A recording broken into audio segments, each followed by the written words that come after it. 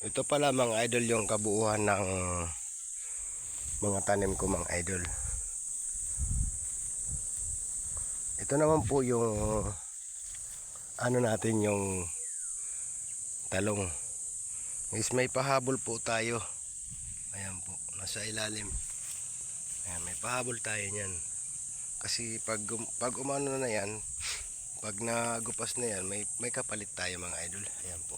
Hindi pa na anuhan, marami pa damo. Ayan. Ayan. Ayan, diretso yan papunta ron. Ito yung kabuuan ng talong natin mga idol. Siguro kukulang tayo sa abono kaya ganun yung ano. Kasi nga gawa na wala tayong puhunan mga idol. Ayan. Nandun yan. Ayan yan. Ayan. Ito yung pahabol ito mga idol.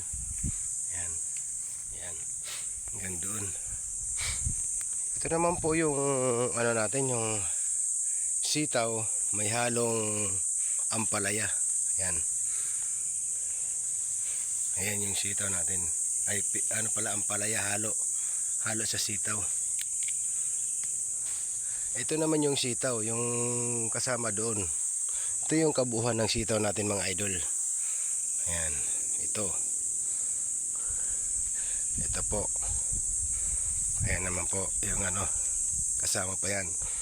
At saka yung alongkagong nakahalo rin sa sitaw. Ito naman yung mga bago nating tanim na pichay. Hanggang doon yan sa dulo mga idol. Ito. Ayan, bagong mga tanim yan. Ito nung 1 linggo pa to. Ayan. Tsaka ito.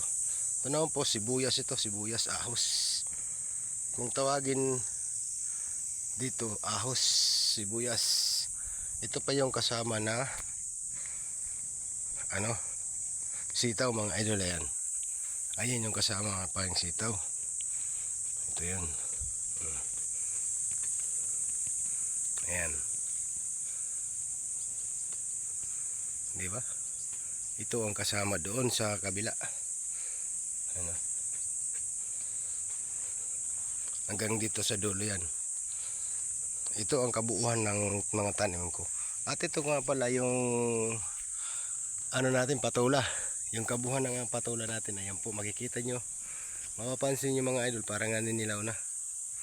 Gawa na hindi pa na natatanggalan ng damo sa ilalim. Pinagalo-halo kasi ang tanim.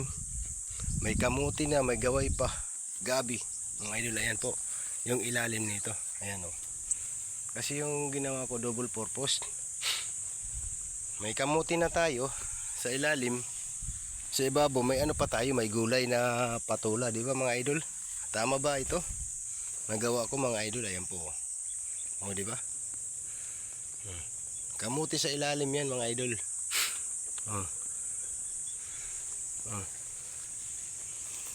Diba? Ito yun yung kabuuan ng mga pananim ko mga idol. Ayun pa doon sa kabila.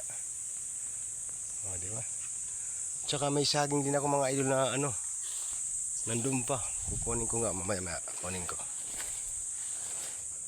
So yun lang mga paps, maraming salamat po. God bless po, ingat po kayo lagi. Shoutout pala dyan sa mga katulad kong mga paragoma, mga farmers katulad sa akin. Shoutout sa inyo lahat. Ingat po lagi, ingat. Bye bye po.